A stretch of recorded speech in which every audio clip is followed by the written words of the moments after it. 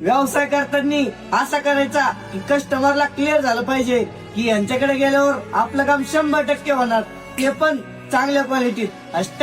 आपला व्यवसाय. काही लोक म्हणतात धंदा करणं हे मराठी माणसाचं काम नाही. म्हणूनच सांगतोय, जर स्वतःला मोठं व्हायचंय, स्वतःची स्वप्न पूर्ण करायचे, तर स्वतःसाठी रात्रंदिवस काम करा. छोटा का होईना पण स्वतःचा व्यवसाय सुरू करा, नाहीतर दुसरा.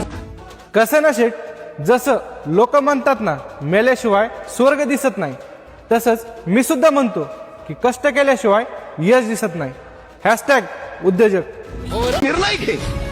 चुकला काय होईल, अनुभव येईल आणि बरोबर आला यश येईल. नुकसान कुठं काय आहे. सगळ्यात महत्वाची गोष्ट, यशस्वी कोण होतं? जे योग्य निर्णय घेतात ते नव्हे, तर घेतलेला निर्णय योग्यच होता. केवळ मजुरी करून माणूस मोठा झाला असता तर सगळेच मजूर श्रीमंत झाले असते. शिक्षणाने माणसं श्रीमंत झाली असते तर सगळे शिक्षक करोडपती झाले असते. पण वास्तव हे आहे, ज्याच्याकडे व्यापक विचार आहे, ज्याच्याकडे धाडस आहे, ज्याच्याकडे संधीचं सोनं करण्याची दमक आहे आणि ज्याच्याकडे निर्णय घेण्याची क्षमता आहे, ती माणसं मोठी होतात.